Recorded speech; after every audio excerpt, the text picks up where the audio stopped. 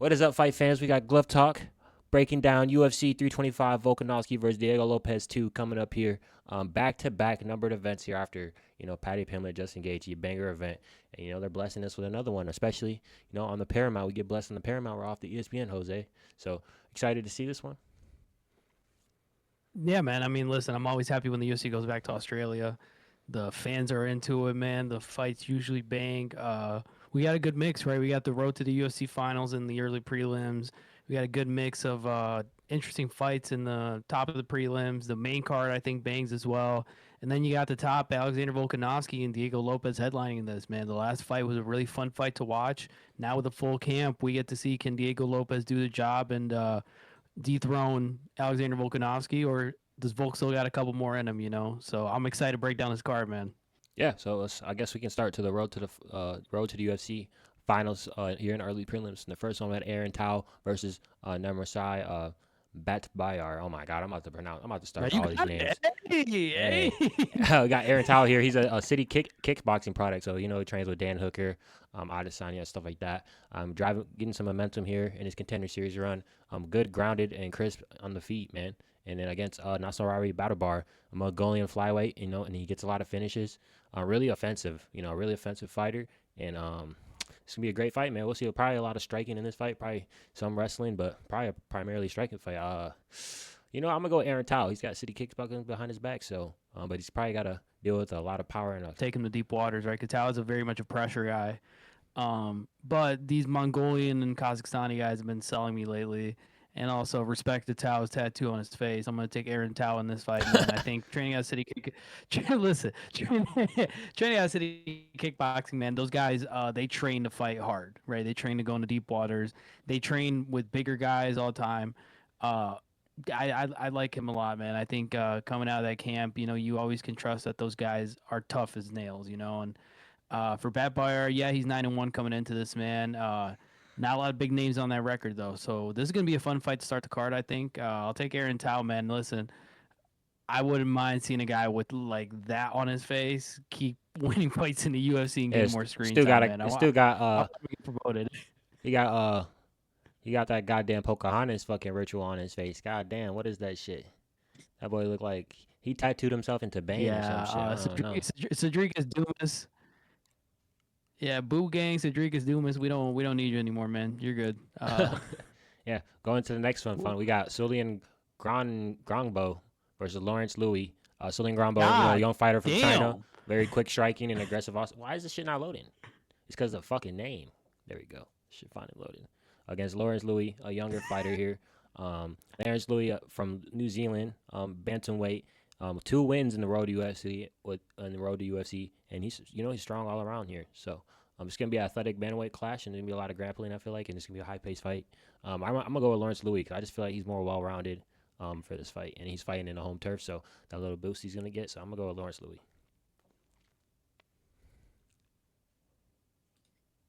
Yeah, I think let me see my notes here real quick. I think Lawrence Louis, I think you're right. I think the hometown guy, I think is the guy that I definitely favored going into this for sure. And I say hometown, obviously New Zealand, still that, Oceania region. But I think yeah, I take Louis in this whatever. And I think it's just it'll be good to have two New Zealand guys back to back winning to start the card as well. Uh I don't want to go against you too much with guys like this or unknown with UFC experience as well too. I'm keeping track of my picks. We gotta have a forfeit by the end of the year as well for the picks, man. But yeah, give me Louis for sure. All right, man. This guy just copying my picks here. He just riding my down along. But hey, I'm still gonna get the dub in the Listen, man, end. my, I'm still my gonna get the bad, dub my in the bad. end. So get We're back good. into it. We got Sebastian Sisley versus Kaichiro Nakamura. Sebastian Sisley, very high finish rate, strong standout here, and fighting the hometown turf versus Nakamura, a Japanese guy, very high striking skills, and honestly, he has some decent grappling as well. I just think Sisley is gonna win. I think he has more power on the feet, and I think he's gonna be more versatile. So I'm gonna go with Sisley here. I'll take Zigzag as well. Like I said, I don't really want to go contrarian on all these fights guys that are new to the UFC, Bro, man. come on, bro. You can't I do that, think gang. Sisley. I do like Sisley, man. I do like Sisley. I do like Sisley. It's not just that. Don't worry. There's Nah, we're there's switching a it up, couple bro. coming You're up picking here. the next one. You're picking the next one first. Go. You ain't about to do this on me, bro. You ain't about to. Hell no. Ah, you don't know what to do now. Take the Aussie guy always, man. Delmar Fawn, and I like that name. You going Delmar Delmar Fawn? Fan. Yeah, I'm gonna take Delmar Fan, man. Um, no, I like Delmar Fan. And I'm a big fan of these. Again, road to the UFC. I think is one of the better things the UFC has done. Even though we do need to cut a lot of fighters, but the Korean guys have been selling me lately. I'm gonna take Delmar Fan All for right. sure. For this one, I'm gonna go with Kim. Aussie, I Aussie, think I Aussie. just think Kim's more Oi, oi, oi. dynamic. I think Kim's more dynamic on the feet, so I'm gonna go with Kim. But the next one, bro, Jose. All right, Jose, go ahead. We got Ken I'm gonna Offley take versus. Hopefully, man.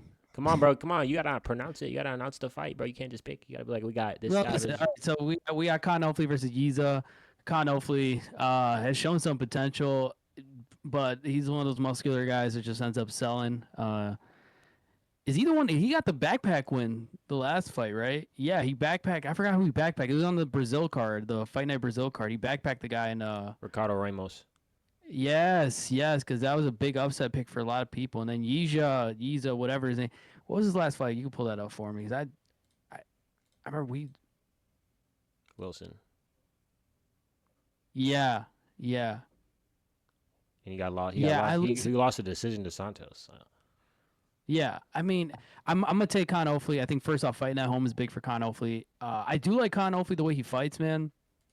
Um, he's very good at neutralizing the other guy's weapons, and I think he's just one of those guys that looks scary, but like come fight time, um, it's just a lot of volume with nothing behind it sometimes. And I'm not again elite fighter fights in the UFC, but just being real here, I'm gonna take Khan Hopefully. I think he gets the win at home. And he's a guy that listen, he had a lot of potential behind him. Disappointed a bunch of people. I think coming off that win against Ricardo Ramos, where a lot of people didn't expect him to get that win, and the way he did it, he's riding high coming into Australia, man. I'm gonna take Khan Hopefully. Yeah. So I'm gonna go with Yiza here. I think Yiza, coming off a split decision loss to Lee, decision loss to Santos, who has a lot of power, and then his last fight he got the win. I think he's gonna have a power advantage here. I think Offley's gonna have the grappling advantage, but I think Yiza, I don't think his grappling is too good to where he's gonna be able to hold him down the whole time. So I think Yiza catches Yeah, him and gets a TKO here. So I'm gonna go with Yiza. we'll see, man. Yeah, boy, that boy don't know what to do now. He goes first. All right, guys, So we that's got been your strat. Jonathan. That's been a strat the last three cards, bro. It's just been copying me, bro. We got Jonathan Mikalev versus Oban Elliott. Oban Elliott. Yeah. Mikalev, man, he's I like his technique. He's pretty technical in the way he fights, man.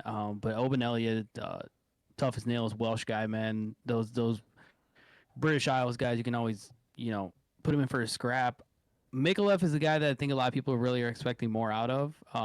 Not just because he's Australian, obviously, so we put him on the card, but he has shown flashes, right? I'm gonna take Mikalev, man. I'm riding with the Aussies, and there's one fight in particular I'm gonna differ from the Aussies, but today Yeah, I I'm riding mean, with the Aussie. I'll take Mikalev. I think I'm gonna go with. Yeah, I think I'm gonna go with Mikolev here. I think his length is gonna be a big advantage in this fight. He's just a very lengthy guy, damaging. He's gonna have them teeps. He's gonna have that long range jab. Um, even though it shows that he only has a 3 inch range advantage, he also has like very lengthy limbs. So, uh, Yeah, I got Jonathan McCaff here. yeah, we'll see, man. We'll see. Open Elliott though is gonna make it tough for him, but Yeah, I mean he's got that win versus Hasov, who made it tough for JDM, even though that was when he was on steroids. When he didn't get tested for a short notice fight. But, anyways, uh, all right, guys. Up next, we got a fight I'm really looking forward to. Jacob Malkoon versus William Knight's smaller brother in Torres Finney. Uh, as you know, we're big fans of William Knight on this yeah, channel. the best UFC fighter Jacob ever. Jacob Malkoon trains with Robert Whitaker. Very good wrestler, very good at grinding guys out, man. Obviously, he's got some bonehead losses. One of them was the elbows to the back of the head. I forgot against who that was. That was a boneheaded one. He was winning that fight as well. And Torres Finney is a The Brundage, the yeah, Brundage. so the Brunch one, he just elbowed him in the back of the head like an idiot. And then Torres Finney, a guy who has a lot of pedigree in the wrestling, just like Malkoon, but he has been a dud so far in the UFC. Not impressive at all. Malkoon has a lot of like potential in him coming like the last couple of years, and he just hasn't lived up to it either. But you can see there's a fighter in there. Um, I think the big thing in this fight If he can tire out Torres Finney's cooked, man. His pace management's horrible. And I think Malkoon's a little bit better with the positional wrestling and getting pressure on him. Where Torres Finney, we need to see how he operates from the bottom. If he, I don't know how good jiu-jitsu is. Malkoon has shown he can grapple anywhere. Um, you got a guy in Jacob Malkoon who is a lot better than the position on the card has him, and that's his own fault, right, from what he's done in fights. I'm gonna take Jacob Malkoon. I'm not just saying it for Aussie bias. I have been riding high on Malkoon for a while now. He's frustrated me. And towards Finney, man, as much as the UFC wants him to succeed, a lot of people in the wrestling community and sub community of MMA want him to succeed because he does represent wrestlers and the greatness of them, whatever. He just hasn't lived up to it. And I just think he's just not a good mixed martial artist as he is a wrestler. But I'm going to take Jacob Malkoon. Yeah, I'm gonna do some pushback. I'm gonna say Torres Finney Smith. He doesn't look impressive for the weight class he fights at and for his physical abilities. I feel like if he pulled a Jared Cannonier, and dropped down a bunch of weight classes, he would actually be a super elite fighter. It's just that he's just a very short guy, very small for his weight class. He's just super bulky. So I feel like if he takes the time, changes diet, changes his physical stature, I feel like he could actually be a very good fighter. But it's just a tough weight class. I think Malcolm is just gonna be bigger than him, and he's gonna dominate him, and he's got better boxing. Which Torres Finney, he doesn't have bad technique. He's just a small guy, so he's got to make the fight boring to win, just because off his physical abilities that he's been given. So, I Right. think Torres Finney, take the time, bro. Go down to at least even welterweight. Even welterweight, he would even be better. Um, Yeah. so I mean, he's 5'8". Yeah, he'll be fine at welterweight. So, I don't know. Yeah, I think as well too. Like Malkoon's a guy that's good at slowing down the pace. Finney is a bit more explosive. If he can find a way to cause damage on the breaks, like when they're breaking up the clinch right against the cage, which is Malkoon's specialty, Finney can definitely find a knockout in there. I just I think Malkoon is too smart of a guy to let that happen, but we'll see, man. This is a fight I think is gonna impress a lot of people that aren't looking at this fight right now on the card, for sure. Yeah, yeah, I think I got Malcolm up for a TKO for sure. Oh gosh. All right, ladies and gentlemen, we got. Whoa, this might be the piss break fight of the. Are there any girls fighting on the card? No, there's no I don't think girls there's. on the card at all. Wow, no girls on the card, ladies and gentlemen. Welcome to the Paramount era. No, with the Cam Rawson versus Cody Brundage. Obviously, Cody Brundage famous for getting elbowed in the back of the head against Jacob Malkoon, but also famous for the boring snooze fest against Bo Nickel. Um, and then you got it was bad. Then you got Cam Rawson. What was the last fight he won? We were just looking at it. He beat Petrosky by finish. He just beat Yes, Petrosky. he beat the cheetah print of Andre Petrosky. Which again, not that impressive of a fight, but hey, welcome to the UFC, brother. No, I got Cody Brundage in this fight. I think Cody Brundage has a way of just slowing down fights with his wrestling where it's gonna be boring. It's gonna be a decision. It's not gonna be the most impressive thing. And it's tough because I think Rawson can get a knockout. Rawson's a very good striker. Um, if he can keep Cody Brundage at distance, I think Cam Rawson can pull it off. I think Cody Brundage though is gonna be the point in the car where we kind of just start slowing down a little bit. And I think Cody Brundage is just gonna grind it out. Um, yeah, I got Cody Brundage by decision. So I'm gonna go with Cam Rawson here. I think Cody Rundage is gonna force the wrestling too much where he tires himself out, and then I think Cam Rawson is gonna be able to get the finish with the knee or catch him coming in. So I'm gonna go Cam Rawson. I think Cody Brundage is a trashier version of Petrosky. I think Petrosky's way more dangerous. At least he has some powerful strikes. At least Cody Brundage literally has zero finishing potential. Just he can snooze fest you to death. That's about it. So I'm gonna go. I'm gonna go Rawson here. We need to get guys like Cody Brundage out this bitch anyway. So look what look at this weight difference. What the hell? 184 Oh versus gosh, 202. I think Cody is he dropping down again? He's going to middleweight. Yeah, this is a Oh, middleweight he's fight. been fighting at middleweight. Oh, where's that 202 I from? guess it's walk around weight, maybe. Ugh. I don't know. The UFC stats are fucked. We need to find something. We need to get our own stats indexed for real, for real. Cause this shit, they be having completely wrong shit sometimes. They got Alex Pereira listed at 6'7". You said you got Brundage though. Yeah, I got Roasted. Yeah, I got Brundage. I'll take Brundage in this fight. This I really want to talk about, ladies and gentlemen. Do you really? For some reason, unbeknownst to you or me or Devon, the Taffa brothers are still employed by TKO and their subsidiary, the UFC. Why? I have no idea. They can't really fight. They could probably bar fight. They probably be good in a bar fight, honestly. Maybe bare knuckle, they'd be good. I'll take maybe them in karate combat. I don't know why they're in the UFC though. They suck at mixed martial arts. They can't grapple. They can't clinch. They can land an overhand. They can't throw a jab really. They tire out if you make them run for 30 seconds, and they keep getting knocked the fuck out. But ladies and gentlemen, we got Junior Taffa, supposedly the better Taffa brother, even though they're both like just big sloppy big boy fighting, versus Billy Elicana.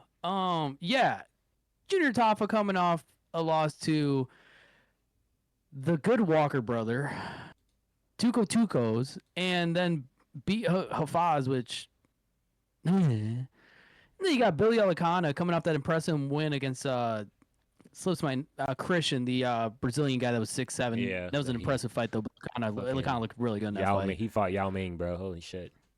Yeah, dude, and he choked him. That's the one he choked him out, and Chris Onyoni was on the wrong side and didn't see that the guy went to sleep. Yeah. Oh yeah. Gnarly submission. Look it up if you have time. Uh, I'm gonna take Billy Elicana, man, and I say that knowing that Junior Taffa is gonna land a bullshit overhand and get a knockout. But I believe that Billy Elicana. It's just how it's gonna go. It's how it's gonna go. I'm gonna take Billy Elicana, man. I think Billy Elicana is one of the more talented strikers I've seen at light heavyweight. The way he moves, man, the way he strikes, his angles, I like him a lot. He showed me a lot against a very tall opponent uh, in his last fight, and I'm interested to see him get challenged more at light heavyweight. I like a lot of what Billy Elicana brings. Sorry to his fight game, man. His striking is impressive to me. I'm gonna take Billy Elicana, but let's be honest, Junior Taffa's gonna land some bullshit overhand and then drink out of a shoe, and everybody's gonna be convinced that Junior Taffa's the next great That's thing at tied to light Ivasa, heavyweight. bro. That's tied to Ivasa. You're getting mixed No, up. They all look the they're same. all the same. They're all the same, bro. Justin Taffa literally thinks he's Mark Hunt when he knocks out people and walks away and going, like, no, fuck this, dude. Yeah, I think Anyway, Billy who you Icona. got? I think he can put the pace on. I think if he doesn't get baited into having a scrap, just a pure on brawl with Tafa, I think he can put the pace on. I think he wins either TKO after Tafa gets tired, or he can win by decision. I just think he's got a way higher pace than Tafa. Tafa's hunting for the knockout only, so survive that first round, I think, and he'll be fine. He might get caught, he's gonna probably get caught one of these times in an exchange, but I think in that long run of the fight, I think he'll dominate. He'll keep the range. He'll do the pace, and he's a good fighter, so he's a better striker. So I think he'll win the striking exchanges. So I'm gonna go with Alicana as well. But also, I know that Tafa could hit him with that boom boom, knock his Yep. lights out. Uh, all right, guys. Opening up the main card, we have a fight. I'm really excited. One of the top prospects in the UFC, Quinlan Salkid, coming off that knockout against Haqparast. God, that was disgusting. That roundhouse kick.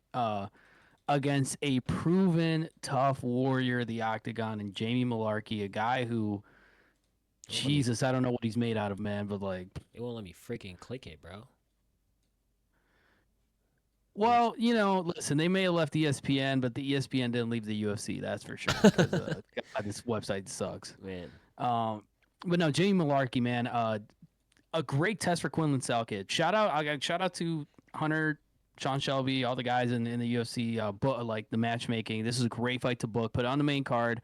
Give this kid some exposure. These guys are gonna bang. And Malarkey's a guy who is gonna put pressure on Salkid in the wrestling. He's gonna try to grind it out. He's gonna make it a slot fest, and also he's gonna make Salkid work for the knockout.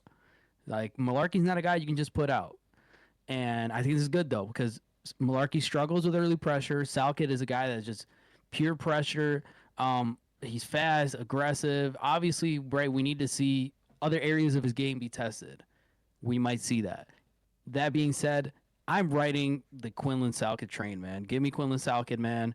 I want to see him get shot up to the moon. I think this kid's the real deal. I love the way he fights. I love the personality, the look. He's got the old school Aussie look going on in Australia, opening the main card. It is perfectly made for this guy to get the push that he needs. And I think this potential fight of the night. I don't know about you, but I think it's potential fight of the night. These guys are gonna bang, man. Give me yeah. Quinlan Salkid. I think this fight definitely has potential to end up being like that, well maker fight where he gets exposed, but Yeah. by pace and not being as tough, in a brawl as we think. But I mean, Jamie Malarkey, he has a loss against Hakaras, and Psycho just starts Hakaras, so If we do MMA math here, you would think you'd win. I'm gonna go with Psycho here, but I definitely think it could be a fight where he could lose a close decision. Oh yeah, so I said I got Psycho. I just think Jamie Markley could definitely pull an upset here. So if you want to put some money on an upset, I think definitely right here. But I definitely got Psycho. Go to the next one. We had Tai Tuivasa versus Glover or for Taliesin Teixeira. Taliesin Teixeira, sold us all against Derek Lewis. What happened? No, you said Glover, man. I'm like, I wish it was Glover. Oh yeah, nah, nah, Said nah, this nah. bullshit. Taliesin Teixeira, the guy that sold us versus Derek Lewis. Kind of an early stoppage, but still to lose against Derek Lewis, not a great look, especially your first loss. Against Tai Tuivasa, a guy who's knocked out Derek Lewis cold. So, I'm gonna go with Tai Tuivasa here. I think Tai Tuivasa can put his head in his chest and get the knockout here, push him up against the cage. But he's definitely got to watch coming in. Them teeps and that long range jab is definitely gonna be flying out there. So, but I got Tai. Hate Taliesin Teixeira's tattoo. I hate his bald head. He sold me against Derek Lewis, and Tai Tuivasa has abs. Give me Tai Tuivasa. I want to see a shoey, man. I want to see a shoey in Australia. I believe in Tai. I think him taking time off has been good. And if he loses, retire, please. I don't want to see it anymore. So I'll take Tai Tuivasa by knockout. Yeah, bro, 6'7" for what, bro? That's crazy. Um, Going to the next one, we got a striker's delight. We got Rafael Fiziev versus Marcio Rufy. Fiziev, coming off a win. Who do you No, beat? I think he lost to Gage. He lost to Gage in the last fight. Oh no, he beat Bahamondes. I forgot he did beat Oh Bahamondes. yeah. So quick turnarounds here after the Gaethje fight. Another quick turnaround against another high level striker. So taking Bahamondes and then right after that Marcio Rufy. Respect to Rafael Fiziev because man, these guys Yeah. are dangerous, bro. It's like high level as it gets. And Mm-hmm. honestly, I'm not gonna lie. I'm gonna go with Rafael Fiziev here. Marcio Rufy, Yeah. coming off that loss against BSD, getting grappled up, and we seen how Fiziev was able to, um, at least do some type of competing in the grappling against Gaethje and stuff like that. So I feel like if it does even get to some grappling situations, I think Fiziev will be a little better. But I do think it'll be a striker's fight, and I've seen Rufy Yep. get knocked out before in the Yep. amateur circuit. No. So, and I definitely think Fiziev, very powerful, very dangerous guy to try to fight. I feel like Rufy's gonna have some success and he's gonna fight a little cocky and then he's gonna get caught with Yeah. something. I see a hook, man. I see a lead hook. Same thing he caught like Mukano with or something. I got Fiziev by knockout. I think. Yeah, I'm gonna have to agree with you. I'm gonna take Rafael Fiziev, man. I think Fiziev is just a better. There's nothing he does that Mauricio Hufi does better. Like Fiziev's one of those guys, man, that even after loss to Gaethje, he can work his way back up into being top 5 and in title contention. He's just that good, right? And especially a lightweight being so different and open now, he's a guy that you got to watch out for. I mean, Fiziev has a very talented game in the striking, the grappling. Yes, he's had some injuries here and there, and the loss to Gaethje. But I mean, dude, we just saw what Gaethje did to Patty, and how Gaethje only loses to like Habib and Dustin and Max and Del Bronx. So like that's not a loss to like be ashamed of either.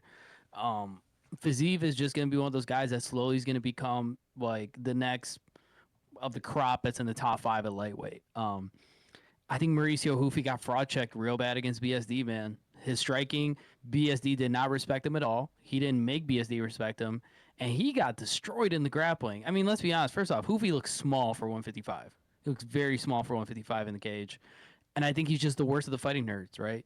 Out of Prates, Bajalio, and Gian Silva, Mauricio Hufi is by far the worst.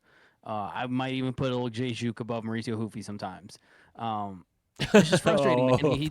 Pause on He's that one. trying to no. He's trying to do the Connor thing. He got the spinning kick against King Green. Listen, bro, you better. They gave you Fiziev right after BSD, so the UFC's doing you no favors with the matchmaking. Good luck, my boy, because Fiziev's a dog. Fiziev's a monster, bro. And obviously Fiziev has to take this fight. He dropped out of the Oliveira fight. Um, I got Fiziev, man. I think Fiziev is going to show who he is, man. I believe a lot in Rafael Fiziev, and I think that he's a guy. Again, he's going to be one of the elites at lightweight, man. He's just that talented and good. It's just string of bad lucks here and there, whatever. So yeah, give me Rafael Fiziev. I think he gets a knockout too. I think he gets a knockout. I think he just kind of puts himself out there, and I think it's the end of Mauricio Hoof again on main cards because what the fuck, man. Oh, damn, strong statement there out of Jose. Yeah, it just he shouldn't be. He shouldn't be on main Yeah. cards. Mauricio Hoofy's not as good as people think he is. Honestly, I can see Hoofy coming out there like Gene Silva did, like taking the middle of the cage and letting like Fiziev get off a little bit and just trying to dominate, the cage space at first, the first couple rounds. But against Fiziev, you can't really do that. No, he's just gonna kick your legs out, bro. yeah, He's gonna I, kick your I legs just out. That's can't what he's see gonna I do. can't see Rufi being more active than Fiziev in this fight, and I think that's how he would No. win this fight. Yeah. Traditionally, I mean, with that style. So, even with the body types, you can fight a big bulky guy. You got to be a more powerful guy. You got to be more active, probably. So, um, it'll be a great fight, though. I think it'll be fun while it lasts. I think Rufi will have some moments. Yeah. I just Yeah. think Fiziev is. I feel like this is definitely a finish for sure. Um, Yeah. but going to the next one, we got another fight that's gonna end in a finish. We got Dan Hooker versus BSD, Benoit Saint Denis. Dan Hooker, off, quick turnaround off that quick submission loss to Armand, and then we got BSD, having some success. We got that quick finish over Darush, which I hated seeing that, man. I'm so sad to see Darush Yeah. and where he's Yeah. at now. But anyways, it's another topic. This is gonna be a banger. I think this is hands down gonna be fight of the night. It could last, 1 minute. It could last the full. What is this? 5 rounds or 3 rounds? 3 rounds, I think. 3 rounds. I wish it was 5. I I wish wish it was 5. this could have been a main event, man. This definitely could have been a Oh fight yeah. night main event, but it's a good co-main to put on this card. So I'm gonna go with, you know what? I'm gonna go with Dan Hooker. I just think this matchup kind of favors him a little bit. Woo! I do. I don't think Benoit is so much better than him in the grappling to where he's gonna be able to do an arm on and submit him or do what he did against Rufi. I think he's got them sharp knees, teep kicks. And then I've been listening to his stuff. He said he's pretty healthy for this fight. So I'm going to go with Dan Hooker. I just feel like Let this is a me perfect fight for Dan Hooker. He's been in these fights against, Poirier and Gaethje and stuff like that, and he's had good moments. So I'm going to go with Dan Hooker. Okay, let me check something. I gotta fact check this real quick. So Dan Hooker's never been knocked out unconscious in his career. He's only lost by when he gets knocked out, it's only by TKO, right? Yeah, the Arnold Allen one was probably the worst one. Yes. I think Benoit Saint Denis is the first guy to knock out Dan Hooker cold. No, you're tweaking, gang. I think it happened. I think it finally happens. He's going to have to get him in a Kimura or some shit to beat him, bro. I think he knocks out Dan Hooker cold. Nah. I believe in the war. I believe in the war criminal. God. Yeah. Yeah, bro. Um, War criminal. Pretty much. Bro was watching African kids dig up dunes and shit. You know what? I don't care if the different weight classes. Book it. Atiba Gauthier versus Benoit Saint Denis. No. Temba Garimbo versus Benoit Saint Denis. Anyways, give me. I'll take Benoit Saint Denis, man. I think, and that's my bold prediction. I think he's the first guy to knock out Dan Hooker cold. I think Dan Hooker's gotten a lot better, especially since the Jalen Turner win. Obviously, the Armand one is an aberration. That's a fight that he shouldn't have been in the first place. Armand definitely shouldn't have been fighting a much high-level guy than Dan, no disrespect. Dan Hooker's just one of those guys, kind of like a Cowboy Cerrone. He's just a novelty. You put him in fights that you know are going to be bangers and they're going to be slugfest. And I think this is one of them. I will say I do think Dan can definitely win, though. I think I have a lot of doubts with Benoit Saint Denis. I'm hoping I'm wrong because I do like Benoit Saint Denis. I have a lot of questions and doubts about him, though. And beating Beneil Dariush and then barely beating Prebolek, the fight before that, doesn't really calm my nerves down. I think Benoit Saint Denis. Saying Dan Hooker's a better Something. version. Dan Hooker's a flexible Prevalek, bro. Yeah, and Benoit Saint Denis, we had a lot of hope in him until Dustin Poirier fraud checked him. Granted, Benoit Saint Denis had staff, but still no excuse to get knocked out by Dustin Poirier at 35. So yeah, I'm gonna take Benoit. I think Benoit ruins the homecoming for Dan Hooker. Yeah, man. And listen, I'll always back a guy that's been involved in war criminal activities, man. But yeah, Who's no, I think it's gonna be fight of the night potential for sure. whose chest tattoo is worse, Dan Hooker or Teixeira's? Teixeira for sure. Teixeira for sure, They bro. both got like some Teixeira weird looks spider like things going on. Like what the hell? yeah, Teixeira looks like it got like shadow penciled in. Like Dan Hooker's like you can tell they definitely put like some time into it. I will say Dan Hooker's 1 minute scraps is fire. You watch those? No, You need to watch those. He'll get no. like 100 He'll get like 20 dads, and they'll have 1 minute scraps, and then they'll Oh pick a no, winner. no, yeah. I've seen a couple. Yeah. I've seen bits So and his, pieces. Of his that. I next love one it. is like super heavyweight. So it's like people like 400 pounds and up. It's fire, bro. It's so fire. Anyways, love going to it. the next one, we got the main event here. We got the rematch: Alexander Woo! Volkanovski versus Diego Lopez 2. And people thought this was gonna Yeah. be Volkanovski's retirement fight, but he said, um, if he wins, he's down to go more. But I feel like he loses this. I got Diego Lopez, so I think this is Volkanovski's last fight. I don't know if that's a hot take, but I don't think after a loss he comes back and fights one more unless it's like a super big fight. But there's no fights for him anymore. Honestly, featherweight's kind of dead. There's not really no big fights, no big names. We got Max Holloway moved up to light heavyweight or lightweight, and then you got Taporia who moved up to lightweight. So unless Volkanovski wants to try to move up again or get one of those fights up Or there fight heavyweights Mozart. or fight Mozart, or Fight even Mozart. I heard that Arman said he wants to go down to featherweight if he doesn't get the next championship fight. So I feel like him and Volkan Arman would be kind of crazy. But besides that, there's not no fights for him. So I got Diego Lopez winning. I think he knocks him out the way he was supposed to win the first time, and I think it's gonna be Volkanovski last fight. So I got Diego Lopez, man. We've been loving him since he came in short notice against Mozart. We've been on the train. Yeah, this is, and that's the thing. He almost beat Mozart as well. That's the thing people forget. He almost, at the end especially, he almost tore all the ligaments in Mozart's knee. Um, God, I remember that day when Diego Lopez came to the UFC. Man, you and me, we loved him. I mean, gosh, that's what you want to see. Guys take their opportunity and just run with it. And he's become a star, man. He should have won the first Volk fight on a short camp as well. He almost knocked him out. Um, He's fighting too nice. See, it's tough for me because here's the problem: the UFC loses regardless of what happens. Volkanovski wins. You have no fights for him at featherweight because he doesn't want to fight Mozart. He knows Mozart's going to be that one fight that like it's not looking good. He wants to have a Diego Lopez. He wants to fight a Lerone Murphy, John Silva, guys like that aren't really threats to him in grappling per se. Not that Diego Lopez can't grapple, but my point is Mozart way bully. Mozart is like Mozart Arman Islam is Volk Kryptonite in some ways, right? He's at the end. He doesn't want fights like that. That's why he didn't fight Mozart in this one. It wasn't the UFC didn't offer Mozart. He didn't want to fight Mozart Evloev. Oh, And in I don't fact, think the UFC offered him it.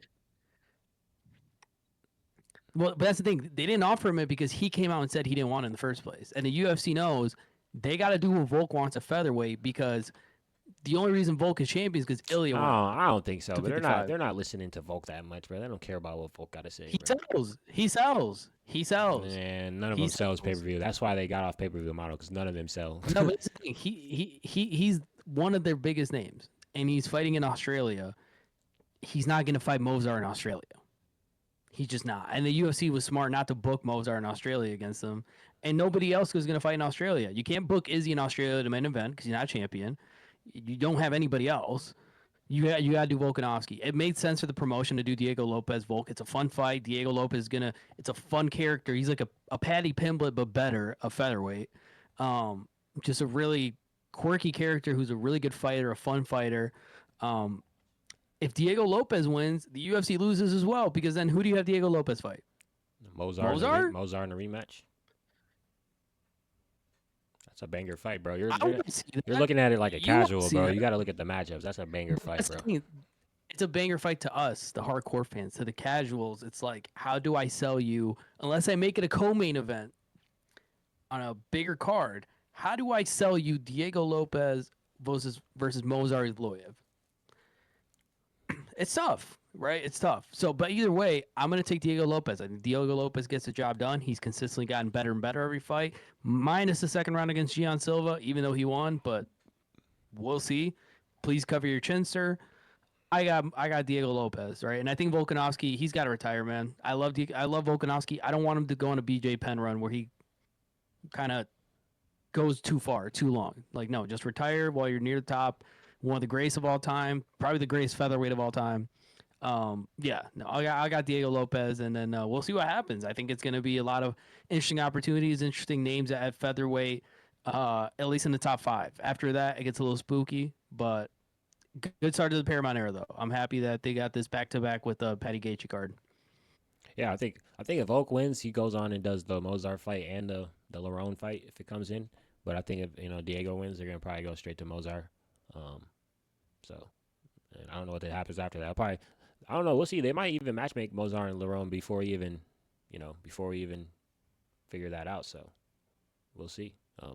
And we also got Aaron Pico. We got to return to Aaron Pico. I'm excited to see who he fights next, honestly, because I know everybody talks about how he got knocked out by Lerone Murphy, but let's talk about what he did before that. That boy is looking like a world beater. So, um, I can't lie. I wouldn't mind seeing if they do Lerone next against Volk, I wouldn't mind seeing Pico against Mozart. Just stylistically, that's who he was supposed to fight. That's who he was supposed to fight. But Mozart said no. Yeah, stylistically, I would love that fight. I think that'd Actually, be an no, awesome fight to that fight was watch. matchmade, but he Mozart got hurt, and Lerone Yep. filled in. That's what happened. Yeah. Yeah, it was And initially Lerone's Mozart. Yeah. 34, so you kind of have to do Lerone next. Lerone's 34, coming off a big win against I think Pico. yeah. Like, Honestly, I think if it was like a card like in a year in Europe, I feel like they would have gave Lerone the shot. But since they were in Australia, I feel like they needed somebody to help sell, a scrap yeah. in Australia. But if it was like in the U.S. or in the U.K., I feel like they would have gave Lerone the shot. So, or maybe not in the U.S., but in the U.K. for sure. So that's gonna do it for our picks and predictions for UFC 325 Volkanovski for Diego Lopez 2. Um, let us know who you guys got. And if we're faded for our picks, I think we're pretty spot on, honestly. Besides these randos, but hey, maybe a couple of them we'll become fans of, like homie right here, bank robber. Why is it like it's like Kai Car France with tattoos? It's like this is what Kai Kara France is trying to channel when he does that face thing. He's trying to Yeah, spawn a which by tattoo on the his way, face. people calling out Kai Car France for never mind, never mind. For Let what? me stop. For not Let me fighting? stop. Well, that and also like only tapping into his Maori heritage when it's convenient for his public Oh, perception. oh, oh, oh, oh. He's a grifter. Yeah.